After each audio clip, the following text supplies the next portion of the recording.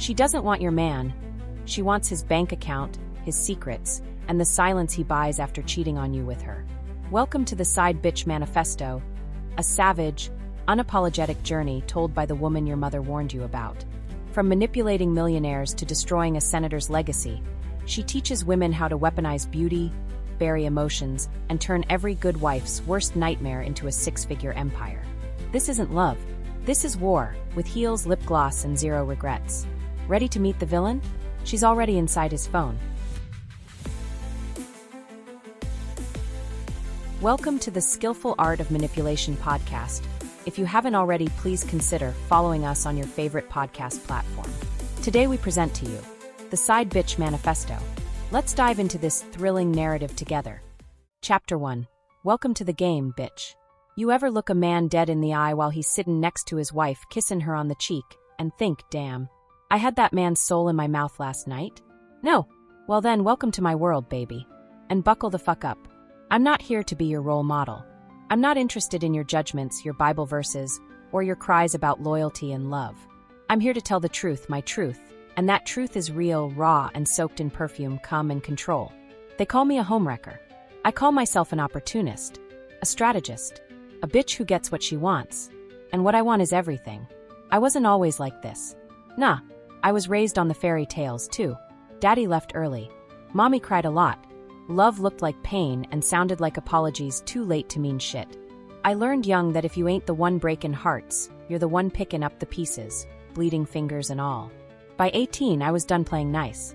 I watched too many women give their youth, their bodies, their sanity to men who barely knew how to zip up their pants after cheating. I said fuck that. If the game was gonna get played, then I was gonna run it. Let me tell you about the first married man I ever fucked, properly fucked. Not just sex, but mind fucked. Soul-snatching shit. His name was Malik. 6'2", beard so sharp it could cut glass, money like rain in the tropics. Drove a black Range, wore tailored suits like his body was carved for them. CEO of some fintech company. I didn't give a damn about his LinkedIn. I just knew he had a weakness, and I knew how to find it. He came into the lounge one Friday night, trying to play it cool, like he wasn't already scanning the room for something to distract him from the wife at home, who probably stopped swallowing his dick 2 anniversaries ago. I caught his eye from across the room. Didn't smile. Didn't wave. Just stared. It was a stare that said, you can't afford me, but I'm still gonna take your everything. Malik walked over.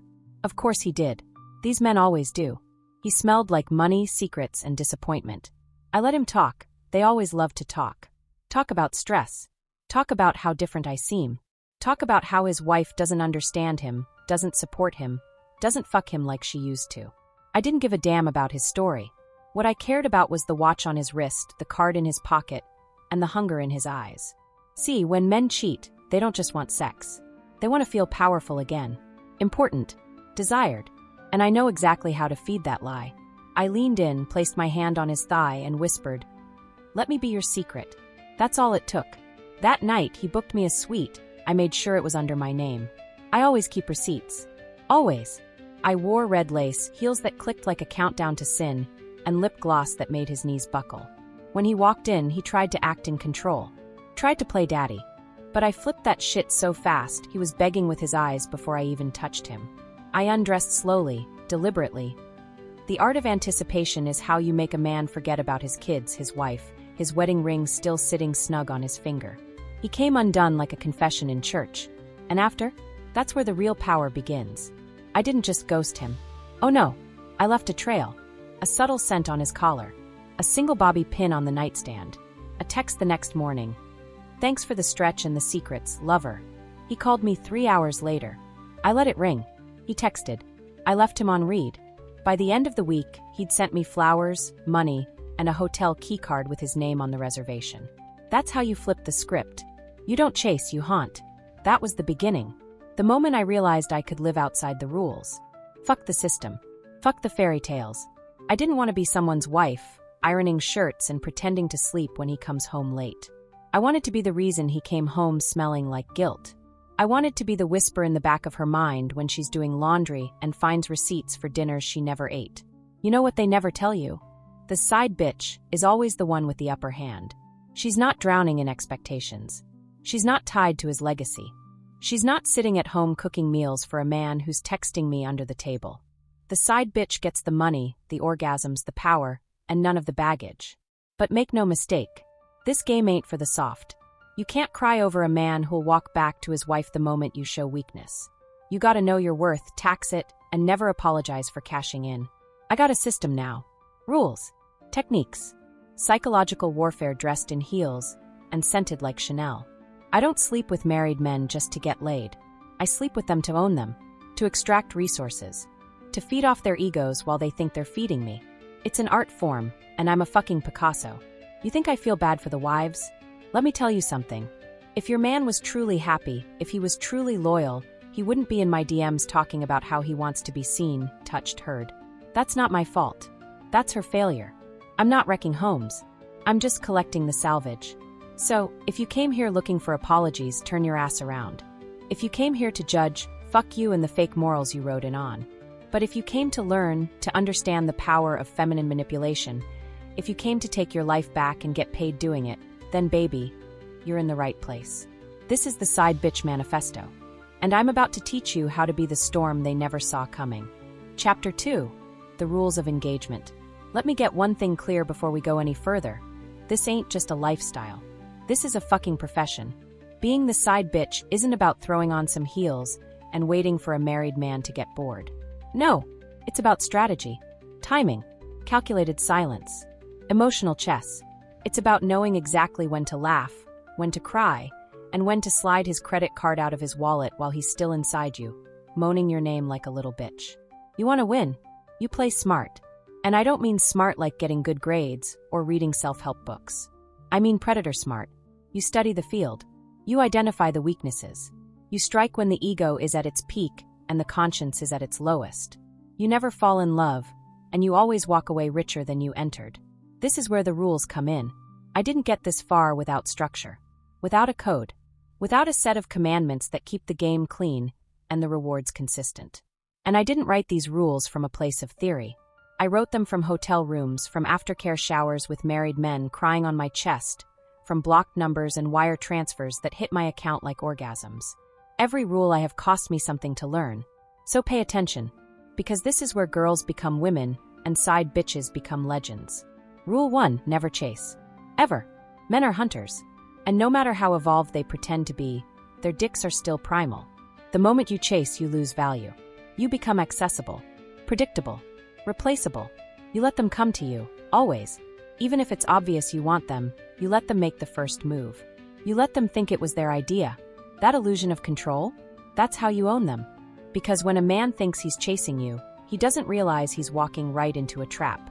Rule 2, find the weakness, exploit it. Every married man has a crack in his armor. It could be a nagging wife, a sexless bed, daddy issues, a need to feel powerful. Your job is to sniff it out like blood in the water. Listen, really fucking listen. Not because you care, but because every complaint is a map to his insecurities. And insecurities? Those are your entry points, your pressure buttons, your ATM passwords. Let me give you an example. There was this guy, Antoine, married, 3 kids, head of some investment firm in the city. Always in control, or so he thought. He told me his wife stopped dressing up for him. Said she wore sweatpants and messy buns even when they went out. You know what I did? I showed up every time in silk, with lashes like wings and heels like knives. I looked like temptation wrapped in sex and dipped in sin. He melted in my hands within a week. Told me I made him feel seen. Bitch, I didn't see him. I saw his bank statements. But I nodded and played along, and when he said he wanted to feel desired, I whispered, "You deserve to be worshipped." 2 Rolexes and a down payment on my apartment later, I agreed. Rule 3, stay emotionally detached. This one's the hardest. Because the minute a man starts texting good morning, remembering your favorite food, or crying in your arms like you're his therapist/mistress/mother, your dumb little heart starts wanting to believe the bullshit. Don't. You can sip the fantasy, but don't swallow it. Love is not the goal. Control is. You want to know the first time I broke this rule? His name was James. Navy veteran. Older. Salt and pepper beard. Deep voice that made my spine tingle. And the sex. Phew. That man had me thinking about breakfast in bed and matching pajamas. For a minute, I forgot who I was. I started catching feelings. Started answering texts too fast. Let him see me cry once. Big fucking mistake. Because the moment you let a man know you need him, the balance shifts. He becomes the sun, and you become a planet begging for orbit. James left me with nothing but a weak-ass apology and an overdraft account. Never again. Now I keep a spreadsheet. Literally. Names, birthdays, trigger words, favorite wine, what their wives do for a living, what kind of porn they like, what trauma makes them tick. And right beside it, a column that reminds me of the limit.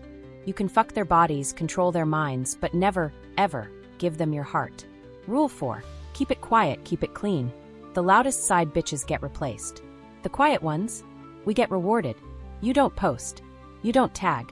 You don't even hint. You don't pick fights with the wife on Instagram. You stay in the shadows like a velvet ghost. That's how you get the long-term benefits.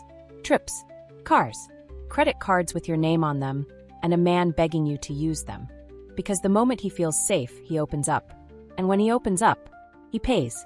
You ever wonder why some mistresses get cut off after 2 months and others last 2 years? Silence, baby.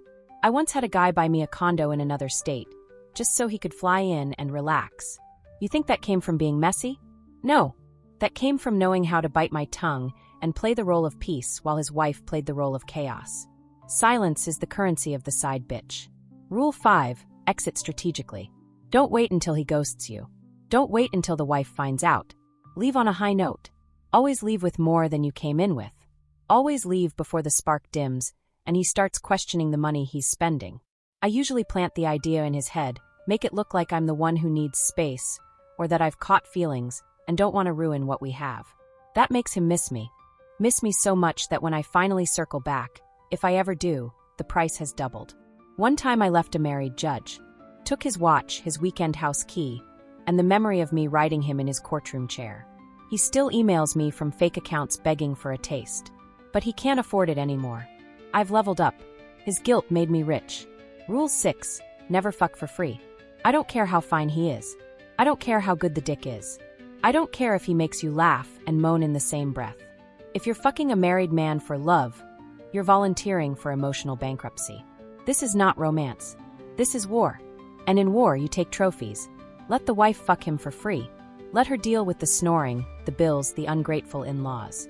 You collect the gifts, the rent, the trips, the hush money. You turn your time into transactions, your presence into profit. You are not a girlfriend. You are the prize, the escape, the fantasy. Charge accordingly. I live by these rules like scripture. Because the second you slip, the second you forget who you are, this game will eat you alive. And trust me, baby, I didn't claw my way to the top of this pyramid to come tumbling down because of some weak-ass dick and broken promises. You want to win this game? You better learn the rules, tattoo them on your soul, and smile while you break every expectation they ever had about what a woman should be. Because in my world, a side bitch ain't second. She's running the whole fucking show. Welcome to class. Chapter 3. Wife ain't the problem. You want to know the biggest lie women tell themselves? It's the side chick's fault. Baby, no the fuck it ain't. The only person breaking up your happy little home is the man you swear you know. The man you cook for. Sleep next to. Share bills with. He's the demolition crew. I'm just the bitch walking in through the hole he already blew open. Let me tell you something real. And you better listen good. I don't chase husbands. I don't scroll through marriage registries hunting for rings. These men, they find me. They come crawling, limping even, bleeding from emotional wounds their wives couldn't even see because they were too busy playing the role of good woman, instead of noticing they were becoming furniture in their own homes.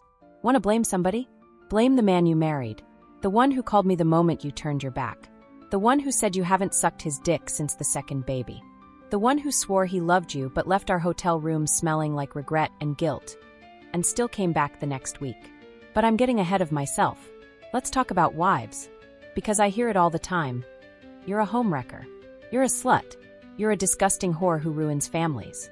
And to that I say, sweetheart, I can't ruin what's already rotting from the inside. Most of these marriages are corpses with a fresh coat of Instagram paint.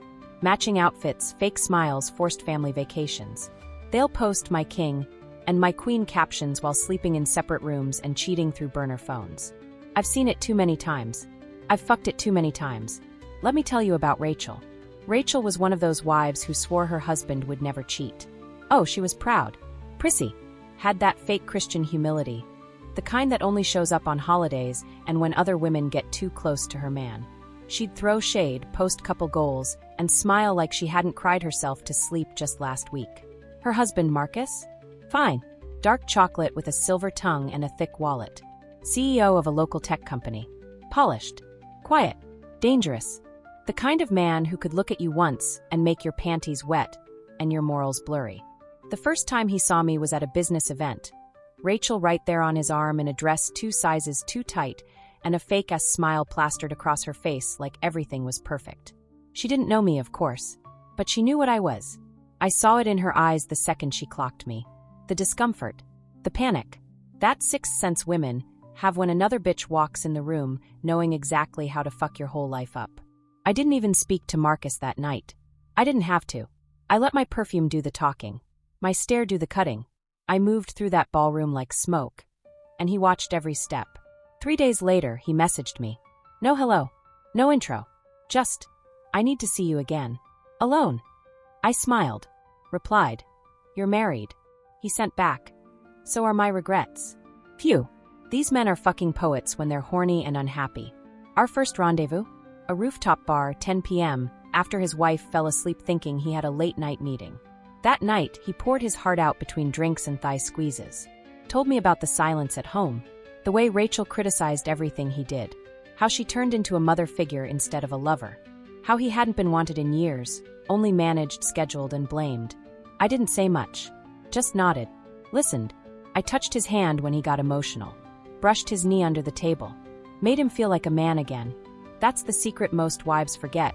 Men don't leave for sex. They leave for significance. We fucked that night in the back seat of his car like teenagers in heat. It wasn't even about the orgasm, it was about the power shift. He had something he wasn't supposed to have. And me, I had the one thing Rachel thought she owned. For months, I became the storm his wife couldn't name. She knew something was wrong. She could feel the shift, but she couldn't prove it. That's the beauty of playing my position. I'm the ghost between their arguments. I'm the reason he won't touch her. I'm the whisper behind the late-night showers. I'm the lipstick stain that disappears before sunrise. Eventually, she broke down and messaged me. A long-ass paragraph full of desperation, rage, and accusations. You ruined my marriage. You're disgusting. I hope karma finds you. I laughed. Karma was me. I replied with one sentence. If I ruined it, it was never real. She blocked me immediately. That's the part these wives never want to admit. That maybe their forever was built on routines, fear, and dependency, not love. That maybe their husbands were already gone emotionally, and I just gave them a reason to physically leave. I don't pity wives. I don't hate them either. I just don't respect the delusion. Stop blaming the woman who took what you ignored. Stop preaching about loyalty when your man is cash apping me for silence. Stop attacking the side bitch when it's your husband who gave her the key. And let me say this loud for the bitter bitches in the back. I don't want your man. I want what your man can give me. His mind, his money, his secrets. I'm not trying to marry him. I'm trying to profit from him. I don't care about building a life with him. I care about building a lifestyle with the shit he gives me behind your back. You play wife. You play therapist. You play babysitter and maid and emotional sponge. Me, I play fantasy. And the fantasy always wins. So to all the wives out there trying to come for me, trying to threaten me, trying to shame me, save it. Keep your ring. Keep your vows. Keep pretending your man's phone died while he was balls deep in my mouth at the Four Seasons. I'll keep the hotel key and the envelope full of hush money. Because the truth is, I'm not your enemy. Your husband is. Chapter 4, Side Bitch to Sugar Boss. I didn't wake up one day and decide I wanted to be rich off married dick. It was a process, an evolution, a spiritual awakening through orgasms, wire transfers, and ruined pillowcases. I didn't just fuck their husbands. I fucked their bank accounts, their egos, their sense of control. And when I came up for air, I realized I had something way more valuable than sex. Leverage. Leverage, baby, is the currency most women never learn how to spend. We give it away for love, waste it on men who don't remember our birthdays, trade it for validation like it's clearance jewelry. But me, I learned early that my power didn't just live between my thighs. It lived in my silence, my smile, my exit strategy, and my influence. I wasn't just a side chick anymore. I was a brand. Let me walk you through it. There was a night around 2 a.m. when I laid in bed next to this millionaire real estate exec, his chest still rising slow from a nut that nearly took his soul. His phone buzzed on the nightstand. Wife's name. I watched it light up and fade out. Buzz. Light. Fade. Again and again. He didn't flinch. She was probably home, breastfeeding, worrying about him, praying he'd come back home one day and be the man she married. Meanwhile, he was snoring in my sheets, smelling like sex and betrayal, with a $10,000 money transfer scheduled for the morning. And I thought, why the fuck am I not doing this full time? That was the beginning of my next evolution. From secret to strategist. From mistress to monetized muse. See, these men don't just pay for pussy. They pay for fantasy. They pay for peace. For silence. For that soft touch on the ego that their wives stopped giving them when the mortgage hit. They pay for someone to look them in the eye and say, "You're still powerful." And once you understand that, really understand it, you stop being a liability and start being a luxury. So I built a system. First, I stopped fucking for favors. No more. Oh, he gave me his Amex. Bitch, I created invoices. He wants to see me? There's a deposit. He wants my time on a trip? There's a daily rate. He wants me to delete the video of him crying after I told him I might leave? That's a security fee. You'd be shocked how fast they pay when they know what's at risk. But here's where shit got beautiful. I didn't stop there. I started writing down everything. Every trick. Every message. Every manipulation. I studied my successes like I was building a resume in emotional warfare. I had case studies, bitch. Case studies. Then came the DM. This girl named Alana messaged me out the blue. Said she'd been following me quietly for months. Said she saw the lifestyle, the cars, the bags, the cryptic captions that always seemed to say "fuck you" in designer font. Said she was tired of struggling. Tired of dating broke dudes and crying in her car after splitting a $60 dinner bill. Said she wanted in. At first, I ignored her. I wasn't in the business of saving anybody. But something about the way she said it, raw, desperate, fire behind the words, made me curious. I met up with her, no makeup, no lashes, just me, coffee in hand and an eyebrow raised. She was pretty. Not stunning, but she had that potential. And more importantly, she had the hunger. The kind of hunger I recognized from when I was fucking for survival, not style. I told her the truth. This ain't about being cute. It's about being dangerous with a smile. You want to win this game? You gotta look like sin and talk like therapy. You gotta make him feel like a king while plotting like a queen. She blinked, then nodded. Game on. I took her under my wing, first protege. Gave her the breakdown. How to spot a vulnerable husband in a crowded lounge. How to mirror his emotions like you were crafted in his fantasy. How to play the silent card until he breaks the rules. Taught her how to structure gifts as retainer fees. How to manipulate without lies, just well-placed truths. How to cry on cue. How to disappear just long enough to make him panic. Alana got it fast. Her first client? A married music producer with a god complex and a high sex drive. Within a month, he was paying her rent, funding her business, and begging for permission to taste her again. She called me one night, breathless with disbelief. "I did it," she said, voice shaking. "I told him I was done and he sent me $10,000 just to talk." I smiled. Welcome to the fucking empire, baby. Word spread. Quietly, of course. This wasn't something we blasted on social media. This was underground. Elegant. Exclusive. A side bitch syndicate operating in shadows and silk. We didn't fuck for free. We didn't cry over good dick. We flipped influence into income and heartbreak into handbags. I started vetting girls personally. Taught them branding. Taught them how to keep their identities untraceable. How to hold secrets like currency. How to walk into a room and make every married man turn his head and question his whole fucking life. Some failed. Some cracked. But the ones who rose? Phew. Monsters in heels. This wasn't a sisterhood. It was a corporation. And me. I was the fucking CEO. But like every empire, power attracts problems. And I'll get to those bitches soon. The ones who tried to copy, expose, or tear me down. But this chapter? This one's about the rise. The moment I realized I wasn't just taking from men, I was taking over.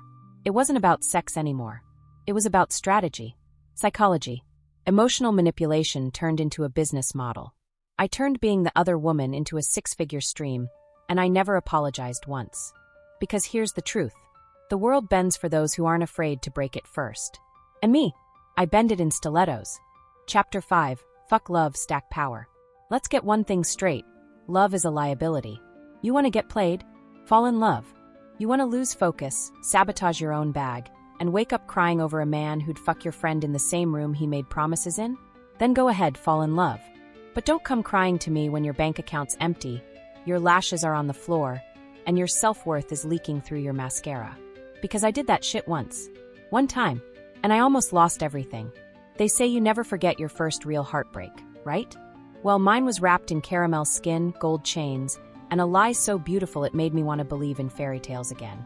His name was Elijah. Smooth talker. Investment banker by day, sweet-talking demon by night. He wasn't like the others. He didn't just pay. He studied me.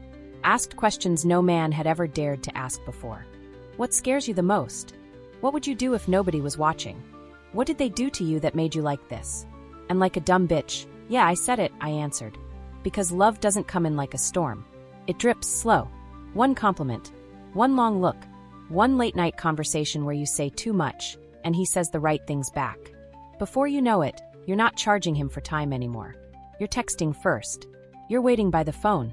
You're wondering if maybe, just maybe, this is different. With Elijah, it started like a game. I met him at a rooftop pool party in Midtown. He was lounging, shirtless, expensive sunglasses, laughing like nothing in the world could touch him. I wasn't even there for work. I was just enjoying the view, sipping on tequila, trying not to get sucked into any married man's fantasy that weekend. But he walked over, smiled like he already knew my secrets, and said, "You look like a woman who burns things down for fun." And that was it. I should have walked away. But I didn't. Instead, I smirked and said, "Only if they deserve it." The first month was fire. Pure lust. Passionate sex in back seats, hotel balconies, bathroom mirrors. We fucked like our lives depended on it. Like the world might end at any second, and we needed to leave our DNA in each other's skin. And even though I told myself it was just sex, just fun, just another temporary pleasure, I knew I was slipping. He wasn't married. He wasn't even in a relationship. But he was dangerous in a way the husbands never were. He had freedom, time, intent, and worst of all, he made me feel. He asked about my childhood. He rubbed my back while I cried about my mother, the woman who raised me on struggle and silence, who loved me the way she'd been loved, hard, cold, distant. He kissed my scars, literal and emotional. He looked at me like I was whole, not broken. And somewhere in all that softness, I forgot who the fuck I was. I stopped charging him. I started canceling on clients just to be with him. I took my walls down, brick by brick, and let him see the vulnerable, messy, unfiltered version of me. The girl beneath the gloss. The bitch behind the armor. And then, he switched up. Subtle at first. Fewer texts. Delayed responses. A missed dinner. A forgotten detail I'd told him 10 times. I felt the shift like a crack in glass. But I didn't want to admit it. I didn't want to believe I was being phased out like a seasonal outfit. So I held on tighter. I gave more. That's when he really started to pull away. I knew something was wrong when I woke up one morning and he was gone. No note. No text. No call. Just an empty spot in the bed and a silence so loud it made my teeth hurt. He ghosted me for 4 fucking days. When he finally texted, it was short. "We need to talk." That night, I walked into his high-rise, heart pounding like I was some teenage groupie and not the cold, calculated bitch who used to make grown men cry after nutting. He sat me down. Didn't touch me. Didn't kiss me. Then he said the words that burned through my ribs like fire. "I'm seeing someone else. Someone I want to build something with. I didn't mean to lead you on, but this isn't sustainable." I blinked. Laughed at first. Thought maybe it was a joke. It wasn't. And the worst part? She was basic. Some vanilla-ass, brunch on Sundays, wears scarves and watches rom-coms type of bitch. The kind of woman who apologizes when she talks too much. The kind who thinks missionary is edgy and thinks Starbucks is a personality trait. He left me for her. That night I didn't cry. I howled. Screamed into my pillow until my throat felt like sandpaper. I punched a mirror. Blood on the bathroom floor like I'd just been stabbed. And in a way I had. Love is a knife you hand someone and pray they don't twist. He twisted. And when I finally picked myself up, bloodied and broken, I made a vow. Never again. Never again would I give a man power over my joy. Never again would I let my guard down for the promise of love. A promise that's almost always a fucking lie. From that day forward, I sharpened my edges. Hardened my heart. I stopped dating for connection and started fucking for currency. I became colder, smarter, more dangerous. I turned my pain into a plan. I made Elijah a lesson. And every man after him paid tuition. The girls I train now, I teach them this rule first. Don't fall in love. Not with the man. Not with the money. Not with the moments. Everything is temporary. Every orgasm is a transaction. Every kiss is a negotiation. Every sweet word is a script. The moment you believe it's real, you lose. Every time. Love is not your ally. Power is. Power doesn't flinch. Power doesn't apologize. Power doesn't cry on cold bathroom tiles while the man who loved you changes his sheets for someone else. So yeah, maybe I'm heartless now. But heartless bitches don't get played. We play the game. And we fucking win. Chapter 6, The Side Bitch Academy. They say if you teach a man to fish, he'll eat for a lifetime. But if you teach a woman how to finesse a married man out of his income, his power, and his secrets, she'll never need to fish again. She'll own the fucking ocean. After Elijah, after that betrayal lit me on fire, and I rose from the ashes in heels and vengeance, I didn't just rebuild. I multiplied. See, it hit me one night while staring at my ceiling at 3 a.m., legs sore from a night of being on top of a hedge fund husband who called me goddess, while crying about how his wife doesn't understand him. I was staring at the chandelier he paid for, wearing a silk robe he bought, sipping on wine he ordered, and I thought, why the fuck am I keeping this all to myself? There are millions of women out here, broke, bitter, brokenhearted, praying for a man to treat them right, or worse, settling for ones who don't. Women wasting their beauty, their wit, their pain-born wisdom on men who wouldn't even pay for a plan B. And here I am, living like a villainess in a romantic thriller, holding the blueprint to a lifestyle nobody talks about, but every bitch secretly dreams of. So I said fuck it. I built an academy. No, not some corny-ass boss babe brand with pink fonts and motivational quotes. This was warfare school for women who were tired of crying, tired of losing, tired of being the joke while some boring wife with 2 Facebook friends thinks she won because she got a ring. Nah, this was a sanctuary for the silent wolves. The ones who'd been used, dumped, ghosted, humiliated. The ones with broken hearts and unpaid rent. The ones who knew how to survive but were ready to thrive. I didn't want to teach them to be side bitches. I wanted to teach them to be side empires. The first class? 10 women. Found them through whispers. Instagram DMs. One met me in a hotel lobby and slid me her number like I was holding the cure to the disease of being good. Another wrote me a 6-paragraph confession about how she'd just discovered her fiancé was cheating, and she wanted to become the woman he should fear. I rented out a penthouse suite. Black walls. Red velvet chairs. Champagne chilled. Candles flickering. No PowerPoint slides. Just eye contact, notebooks, and silence. When they all sat down, I stood in front of them in my heels and lingerie under a blazer and said, "You are no longer victims. You are predators in pearls. Welcome to the Side Bitch Academy." I taught them everything. No filters. No fluff. No apologies. Week 1. The psychology of the husband. I taught them how to read men. Not just what they said, but what they needed said. How to listen for keywords like, "I'm stressed. My wife doesn't get me. I've never met someone like you." How to study his triggers. How to analyze his weaknesses. Because men don't cheat out of strength, they cheat from lack. And lack is leverage. Week 2, identity construction. No real names. No real addresses. No real vulnerability.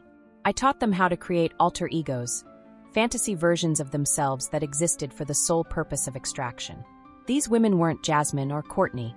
They became Venus, Noir, Siren. They became mystery wrapped in desire.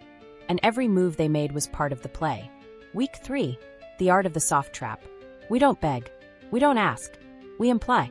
I showed them how to be desired without desperation. How to control conversations with silence. How to make a man fall into lust without realizing he's already offered up his bank details. We role-played everything, from first meet to first cash app.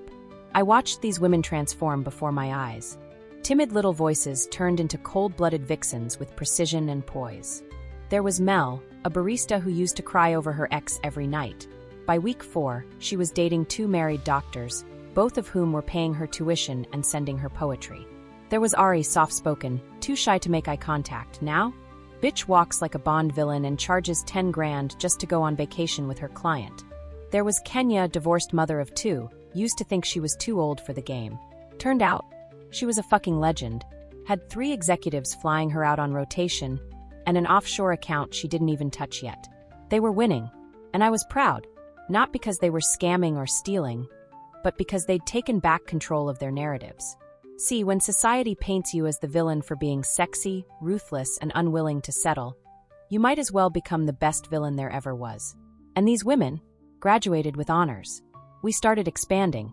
Private chat groups, custom contracts, NDA templates, security plans. We had a legal advisor on retainer, a therapist who specialized in emotional detachment. We created a curriculum, a code, a culture. We weren't just side bitches anymore. We were a fucking syndicate. But success attracts hate. Other women, the loud ones who still believed in Prince Charming, started talking shit, calling us homewreckers, sluts, prostitutes, saying we were poisoning the world with bad female energy. One even tried to leak our names online. I handled that. Let's just say her husband never looked at her the same after I sent him a little video of her calling me a whore, right before I sucked the soul out of him in the back seat of his Tesla. Play stupid games, win expensive consequences. I don't run from war. I fund it. And I fund it with their husband's money. So now, I stand at the head of something bigger than I ever imagined. Not just a movement, a revolution. We aren't sorry. We aren't soft. We aren't sitting in silence while mediocre men destroy their wives and turn us into the scapegoats. We're loud in private, powerful in shadows, and rich off pain that we flipped into profit. We are the Side Bitch Academy. And our motto: feel nothing, take everything. Chapter 7. Crown me Queen of Wreckage. They say every empire eventually falls. But they never said what happens when the Empress sets it on fire herself. Let me tell you a secret. Power doesn't come from how many men you fuck, how many bags you own, or how many women call you queen in your comments. Power comes from what you're willing to lose and still walk away smiling, lip gloss poppin', heart iced over, crown still tilted like it was made to fit chaos. I didn't just build this world to survive. I built it to conquer. But even the strongest bitch meets a mirror eventually. The kind that doesn't reflect her lashes, her walk, or her secrets. The kind that shows you everything you've broken to get here. Every woman you left behind. Every man you manipulated. Every emotion you buried so deep you forgot it even had a name. And when that mirror came for me, it didn't whisper. It screamed. It all started with him. Senator Devereaux. Married. Black royalty. 47. Salt and pepper beard that made you want to sin on Sundays and dare God to forgive you. Smooth voice, clean hands, dirty soul. He wasn't just a man, he was a machine. Calculated. Precise. Untouchable. The kind of politician that made people kneel with their eyes open. The moment I saw him on that news segment, giving a speech about protecting family values, I laughed so hard I nearly spilled my wine. Because I already knew the taste of his sins. And I wanted more. I knew going after him wasn't just about the money. It wasn't even about the sex, though trust me, I had him moaning like a sinner at a revival. No, this one was about legacy. About war. About showing the world that even kings get dethroned when they kneel to the right kind of bitch. It started small. A DM from a burner. A fake profile, conservative, quiet, intriguing. I played the game like it was the first time I ever picked up the controller. And he fell hard. Told me I had integrity in my eyes. Told me I made him feel like a man outside the cameras and political dinners. I made him feel free. And when you make a man feel free, he pays with his freedom. First it was cash. Then gifts. Then private jets. Then secrets. He told me everything. His wife's Xanax addiction. His fake charity funds. The hush money he paid to a young boy whose sister he allegedly harassed at a campaign event in 2013. I had it all. Recorded. Archived. Safe. I could have ended him right then. But queens don't end wars in Chapter 1. We drag the story out until the entire kingdom collapses at our feet. I went deeper. Moved into his soul like I owned it. Made him beg for my presence. Had him renting penthouses he never stepped foot in just to keep me close. He was addicted. Obsessed. Whispering about leaving his wife, about rewriting his whole narrative for me. Please. I've seen that movie. Spoiler alert, they never leave. But he was too far gone to notice I wasn't asking him to. I was building something. Quietly. Slowly. With patience only women like me possess. Until his wife, Vivian, entered the chat. Vivian was everything society said a political wife should be. Classy. Silent. Loyal. Standing next to him like a ghost in a $3,000 gown. But beneath those pearls? Fire. Rage. A rage I knew very fucking well. I expected her to fall apart when she found out. But she didn't. She showed up. Not screaming. Not crying. She sent me a text. Simple. We should talk, woman to woman, before we both lose everything. I laughed, but I met her.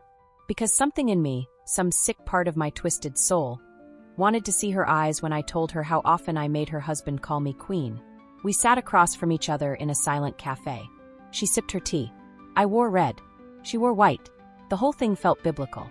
And then she said something I'll never forget. "You think you're the first?" I blinked. She smiled. "He's been fucking ghosts since we said I do. You're just the first one who brought a torch. Burn it down. I'm already cold." That was the moment I realized. Vivian wasn't a victim. She was the original villain. And for the first time in years, I met a woman who didn't flinch. Didn't cry. Didn't break. She just watched. And I knew right then, this wasn't about him anymore.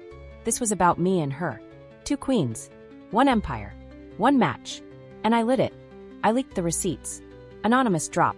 Videos. Audio. Financial trails. Press releases were chaos. News outlets couldn't keep up. Senator Devereaux's empire fell like dominoes dipped in gasoline. The scandal splashed across every screen in America. His wife filed for divorce. His donors vanished. He cried during a public apology. The same mouth that once whispered my name with reverence. He was done. And me? I went silent. Changed numbers. Deleted accounts. Moved cities. I didn't need credit for the wreckage. Real queens don't need applause, just results. But let me tell you the part that fucked me up. Vivian sent me flowers. No card. Just black roses and a bottle of champagne. She won. So did I. We both walked away with everything. Because sometimes two women don't fight over the man. They just fight to see who's willing to destroy him better.